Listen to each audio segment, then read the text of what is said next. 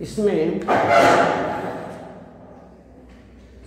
आपको लखनवी अंदाज जो यशपाल जी का लिखा हुआ लेख है,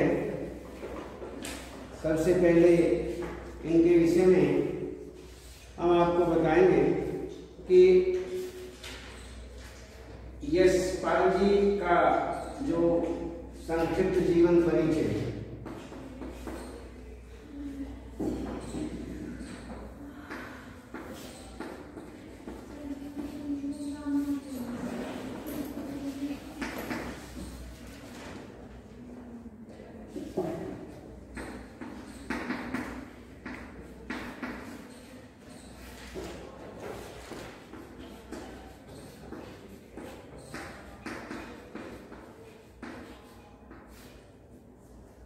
संक्षिप्त जीवन परिचय,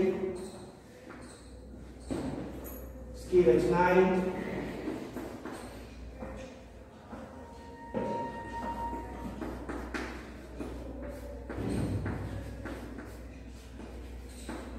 साहित्यिक विशेषताएं,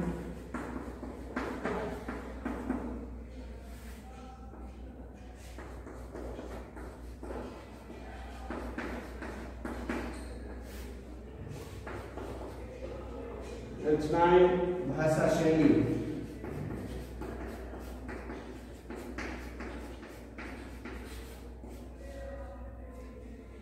और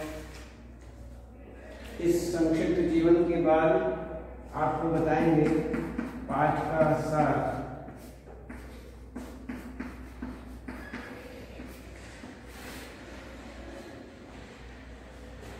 इसमें सबसे पहले हम देखते हैं इनका संक्षिप्त जीवन परिचय।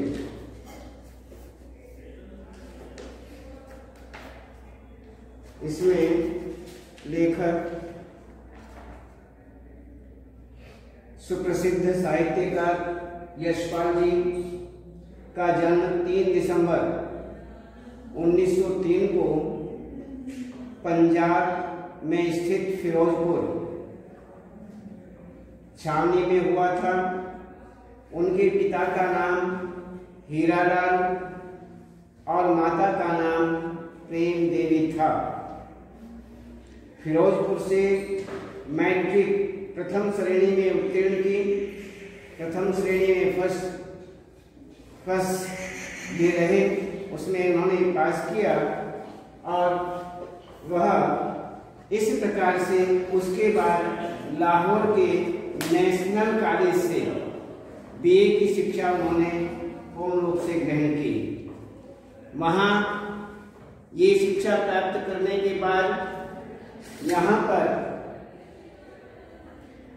वही उनकी मुलाकात भगत सिंह से हुई और भगत सिंह और सुखदेव दोनों से होती है और स्वाधीनता आंदोलन में भाग लेने के कारण उन्हें कई बार जेल भी जाना पड़ता है। और उसके बाद उनकी मृत्यु 26 दिसंबर 1976 को हो जाती है। इस प्रकार से इनका थोड़ा ये संक्षिप्त जीवन परिचय है। इसके बाद हम देखते हैं इनका साहित्यिक जीवन, साहित्य की जो विशेषताएं हैं उनके विषय में। तो साहित्यकार यशपाल की जो रचनाएं हैं उन रचनाओं पर मार्क्सवाद का प्रभाव स्पष्ट रूप से देखा जा सकता है।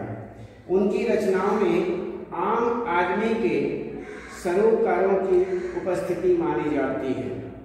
ये यथार्थवादी शैली के विशिष्ट रचनाकार माने जाते हैं, जैसा का तैसा लिखने वाले।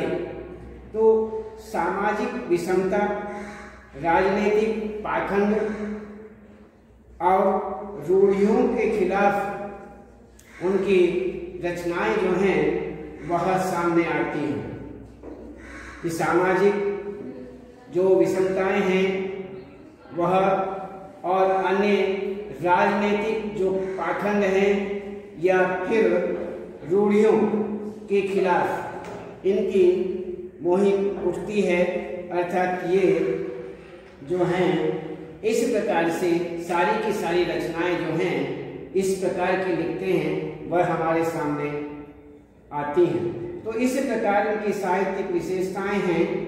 इसी में आगे देखते हैं इनकी रचनाएं किस प्रकार की हैं।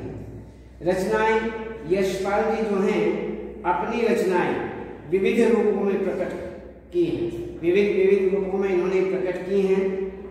उनकी रचनाएं निम्नलिखित मानी जाती हैं, जैसे कहानी संग्रह। कहानी संग्रह के विषय में यदि हम देखें तो कहानी संग्रह रचनाओं के अंतर्गत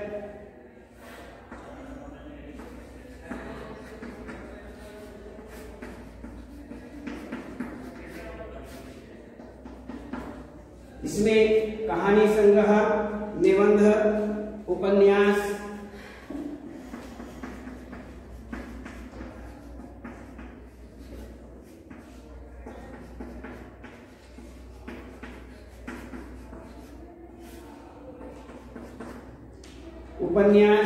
संस्मरण,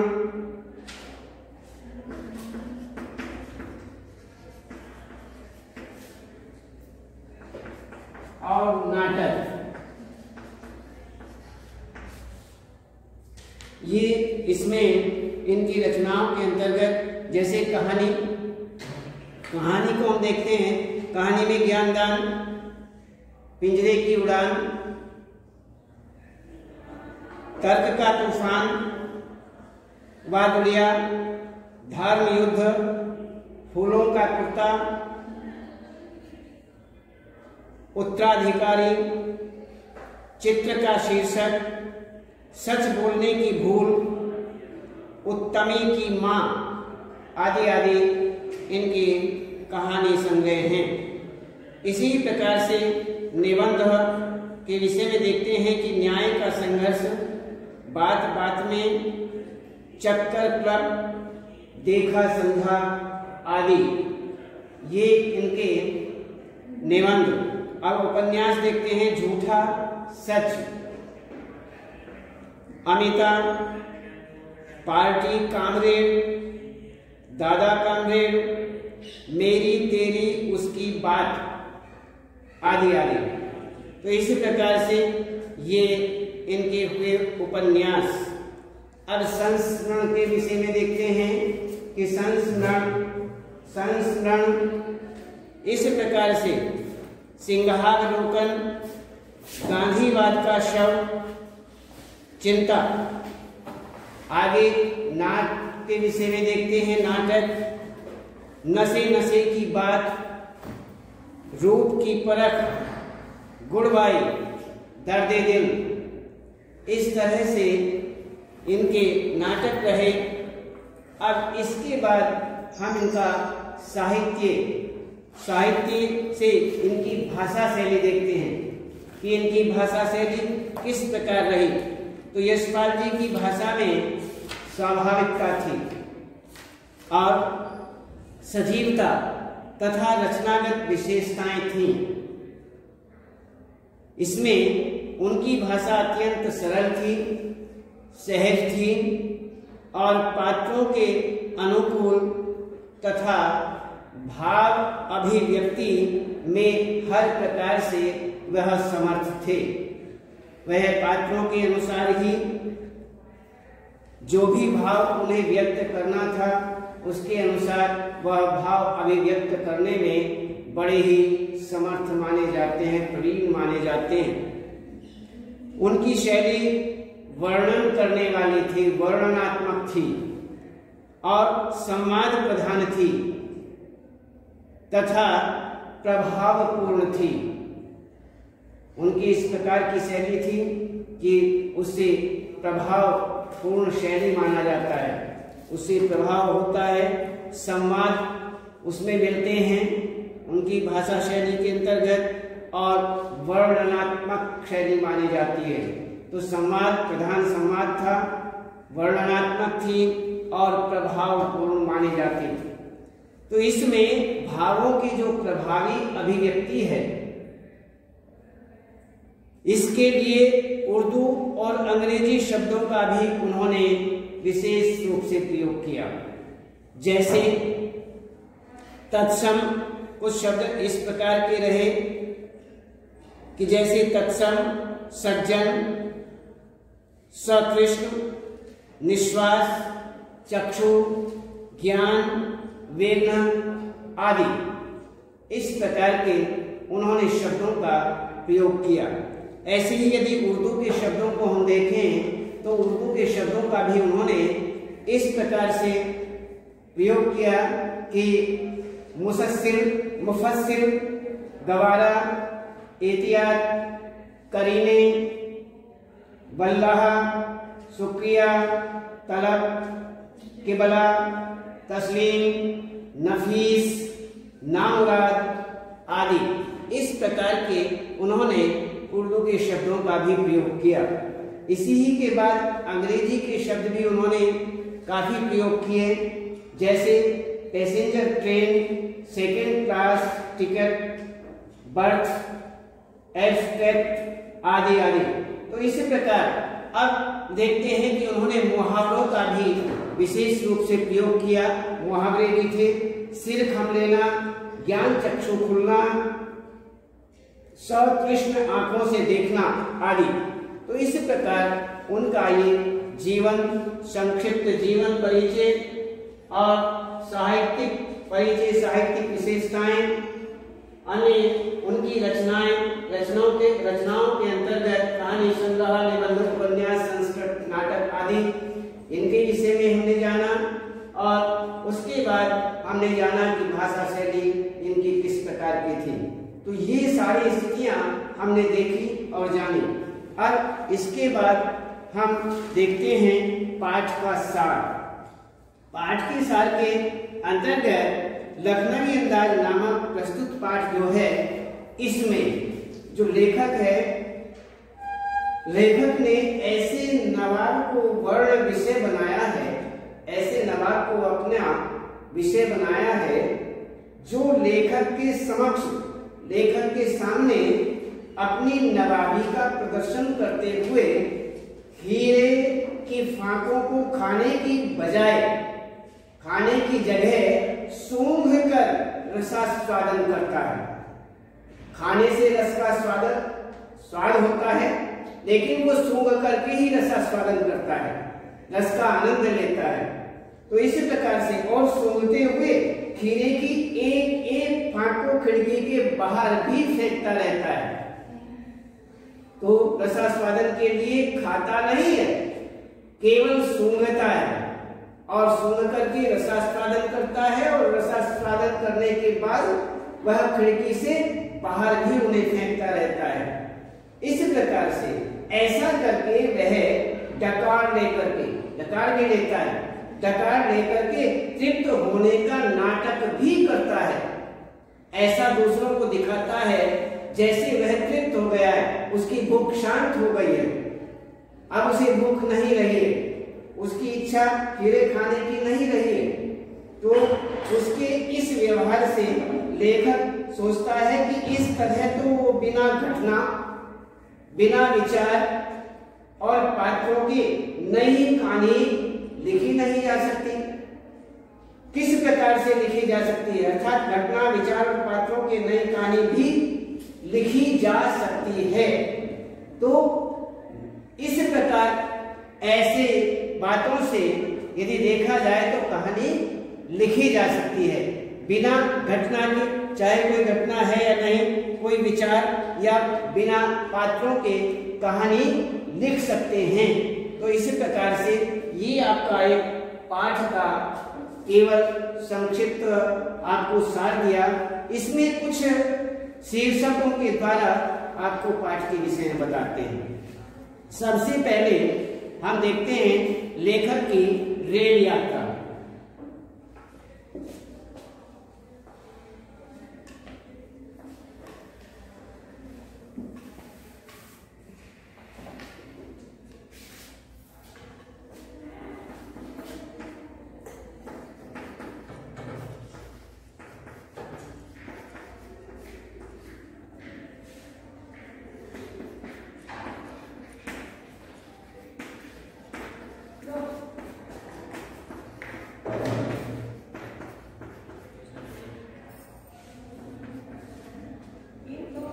नवाब साहब का भाव परिवर्तन।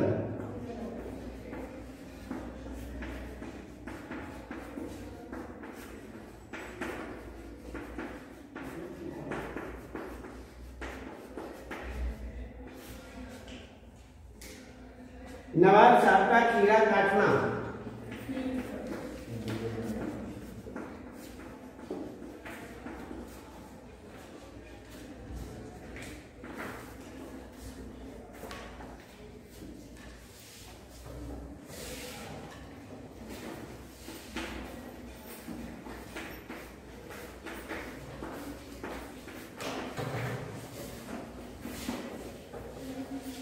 नवाब साहब ने एक एक फांक बाहर फेंक दी।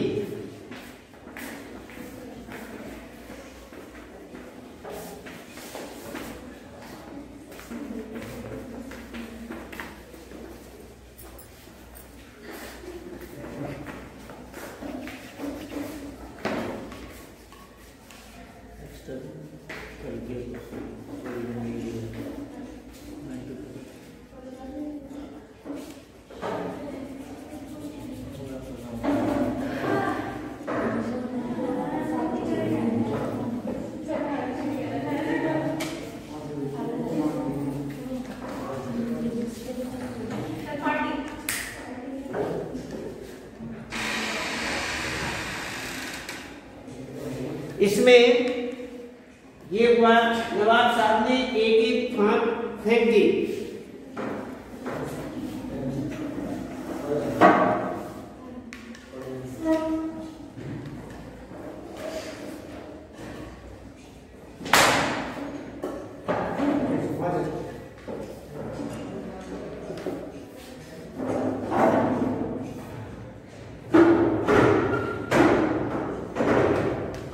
और जोर से।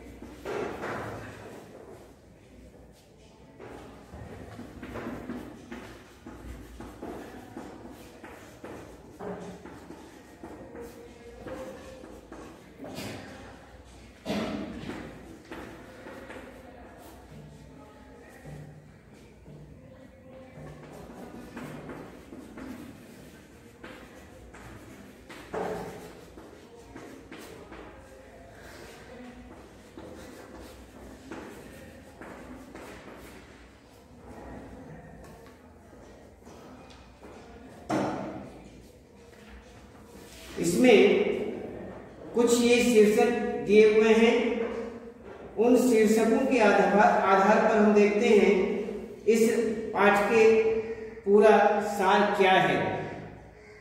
इसमें लेखक की रेल यात्रा, लेखक की अपनी मितव्ययी प्रवृत्ति के कारण, मित्रता वाली प्रवृत्ति के कारण सेकंड क्लास में यात्रा नहीं करना चाह रहा था और फिर यह सोचकर कि भीड़ से भी बच जाएंगे, कहानी के संबंध में भी सोच सकेंगे और उसे प्राकृतिक दृश्य खिड़की से देखने को भी मिल जाएगा, अतः सेकंड क्लास का ही टिकट ले लिया। ये सारी बातें सोचते हुए गाड़ी चलने वाली थी, भागकर सेकंड क्लास के डिब्बे में ही चढ़ गए।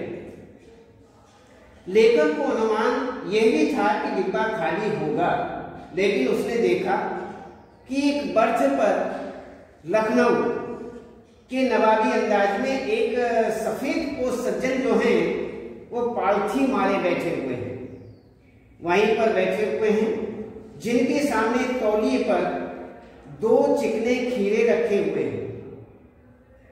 लेखक का सहसा आ जाना, अचानक वहां आ जाना उन्हें इस प्रकार से अच्छा नहीं लगा।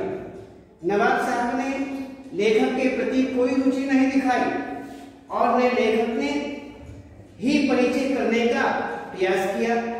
उन्होंने भी कोशिश नहीं की मैं परिचय करूं। लेखक ने उनकी तरफ से आंखें चुरा ली। इस प्रकार से यह दृश्य रेल यात्रा का रहा। अब नवाब का भाव परिवर्तन पुनः, तो लेखक सामने बैठे नवाब साहब के बारे में सोच रहे थे। क्या सोचने लगे कि नवाब साहब ने किफायत की दृष्टि से सेकंड क्लास का जो टिकट है वही खरीदा होगा, कि सेकंड क्लास का टिकट जो है वो सस्ता आ जाएगा, किफायत से आ जाएगा, कम पैसों में आएगा, इसलिए खरीदा होगा। अब उन्हें अच्छा नहीं लग रहा कि कोई सेकंड क्लास में सफर करता हुआ उन्हें देखे, ये बात उन्हें पसंद नहीं आ रही है। तो सफर का वक्त काटने के लिए खीरे खरीदे होंगे, ये अनुमान लगाया जा रहा है। खीरे खरीदे होंगे, लगता है अब उन्हें किसी के सामने खीरे खाने में संकोच भी लग रहा होगा कि अब सबके सामने खीरे कैसे खाएं। नवाब साहब खिड़की से बाहर देखते रहे और स्थिति पर हर प्रकार का विचार करते रहे। अचानक भाव परिवर्तन करते हुए लेखक से खीरे का शौक फरमाने के लिए कहा कि खीरे खाइए, ये उन्हें कहा। लेखक को नवाब साहब का यकायक अचानक भाव परिवर्तन अच्छा नहीं लगा और लेखक ने शुक्रिया अदा करते हुए कहा कि ब्ला शौक फरमाए, अर्थात आप खाइए। तो इसी प्रकार नवाब साहब जो हैं उनका जो भाव परिवर्तन है इस प्रकार देखा गया। नवाब साहब का खीरा काटना, इसमें नवाब साहब कुछ और देर खिड़की के बाहर देख करके कुछ निश्चय कर नीचे रखे पानी से भरे लोटे से खीरे जो हैं उनको धोते हैं। उन्हें धोए, तौलिए से पोंछे, जेब से चाकू निकाल करके उनके सिर काटे, गोंदे और झाग निकाला, छीले और फांके काट कर तौलिए पर अच्छी तरीके से रख दिए। जो फांके थी उन्हें तरीके से रख दिया, करीने से रख दिया, तरीके से रख दिया। तो इस प्रकार से नवाब साहब ने फांकों के ऊपर जीरा मिला हुआ नमक, जिसमें जीरा मिला हुआ था वह नमक और लाल मिर्च को बुरक दिया, उसकी सुर्खी दी और लेखक उनकी भाव भंगिमा देखे जा रहा था। लेखक जो है उनके आव भाव तरीके कैसे कैसे कर रहे हैं वो सब कुछ देखते जा रहे थे। उनकी भाव भंगिमा से लेखक को यह तो निश्चित रूप से स्पष्ट हो रहा था कि नवाब साहब के मुंह में खीरे के रसास्वादन की कल्पना से ही पानी भर रहा है, पानी आ रहा है, ये तो वह अनुमान लगा रहे थे। एक बार नवाब साहब ने फिर लेखक की ओर देखा और कहा, वल्लाह शौक फरमाए। फिर उन्होंने कहा, लखनऊ का बालम खीरा है, लखनऊ का बालम खीरा है, इसलिए वल्लाह शौक फरमाए। नमक मिर्च इस प्रकार से छिड़क दिए जाने पर ताजे खीरे की पनियारी फांके देख करके जब उस पर खीरे की फांकों पर नमक छिड़क दिया जाता है उस समय वह पानी छोड़ जाता है, पानी उससे निकलना शुरू हो जाता है। तो पनियारी फांके देख करके लेखक के मुंह में भी पानी आ रहा था, लेकिन पहले पूछने पर इनकार कर चुके थे, उनके पूछने पर इनकार हो चुकी थी, इसलिए खाने वाली बात नहीं। तो इसलिए कुछ सोचकर आत्मसम्मान रखते हुए, अपना आत्मसम्मान बनाए रखने के लिए शुक्रिया कहकर के कहा, मेरी मैदा जरा कमजोर है, मैं पचा नहीं पाता हूं, इसलिए खाना नहीं चाहता, कि बड़ा शौक फरमाए। इस प्रकार से उन्हें कह करके बात को रोक दिया। तो नवाब साहब ने एक एक फांक बाहर फेंक दी। किस प्रकार से फेंकी, कैसे किया, ये इसके विषय में देखते हैं। नवाब साहब ने नमक मिर्च लगी खीरों की जो फांक हैं उनकी फांक की और एक बार फिर देखा और फिर खिड़की से उन्हें बाहर फेंका। दीर्घ श्वास लिया, फिर एक एक फांक उठाई, होठों तक ले गए। इसमें केवल वह फांक उठाते हैं और फांक उठा करके वह अपने नाक तक ले जाते हैं और उसे सूंघते हैं और सूंघ करके रसास्वादन करते हैं और उसके बाद उसे खिड़की से फेंक देते हैं। ये उनकी क्रिया प्रारंभ होती है। तो सूंघा स्वाद के आनंद में पलके मौंद ले, अर्थात बड़ा आनंद आ रहा है, बड़ा स्वाद आ रहा है। इस प्रकार से वो उस प्रकार के आवभाव, सारे आवभाव करते हैं। इसी प्रकार मुंह में भर आए पानी को गले में उतार देते हैं और फांकों को एक एक करके सूंघकर बाहर फेंकते गए। इसके बाद तौलिए के हाथ और ओठ पहुंच करके वह लेखक की ओर देखने लगे। तो इसी प्रकार ये सारा आवभाव उन्होंने किया। अब इसके बाद कहते हैं कि नवाब साहब ने डकार भी ली। तो डकार के विषय में आपको बताते हैं कि नवाब साहब खीरे सूंघकर और फेंककर हाथ मुंह धोकर के लेट गए, मानो इस काम में वे पूरे थक गए हों। ऐसा उन्होंने ऐसा आवभाव पैदा किया जैसे बहुत थक गए हैं खीरा खाते खाते और ये कार्य करते करते। तो इसी प्रकार से कहते हैं लेखक नवाबी प्रक्रिया को देख करके शर्म महसूस कर रहा था। देखो रे कैसे नवाब है, उन्हें शर्म महसूस हो रही थी और सोच रहा था कि खीरों के प्रयोग की नई प्रक्रिया अच्छी जरूर कही जा सकती है, किंतु क्या इस तरीके से उदर की तृप्ति हो सकती है, अर्थात पेट भर सकता है। इसी बीच नवाब साहब को डकार आ जाती है। डकार आई और लेखक की और देखते हुए कहा, खीरा लजीज होता है लेकिन होता है शकील, नामुराद मैदे पर बोझ डाल देता है, अर्थात मैदे के लिए अच्छा नहीं होता है। तो इस प्रकार से वो डकार लेते हैं। तो लेखक को इससे क्या प्रेरणा मिलती है? लेखक को क्या प्रेरणा मिली कि नवाब साहब की डकार से लेखक के ज्ञान चक्षु खुल जाते हैं और सोचा खीरे की सुगंध और स्वाद की जो कल्पना है, इस कल्पना से पेट भर जाने का, डकार आ जाने का, अर्थात डकार भी आ सकती है, पेट भर करके डकार भी आ सकती है। तो बिना विचार, जब बिना खीरा खाए हुए ही डकार आ सकती है, पेट भर सकता है, तो फिर बिना विचार के, बिना घटना के और बिना पात्रों के लेखक की इच्छा मात्र से नई कहानी क्यों नहीं रच सकते, क्यों नहीं बन सकती, अर्थात बन सकती है। तो इस प्रकार की यहाँ पर लेखक जो है, लेखक को प्रेरणा मिलती है।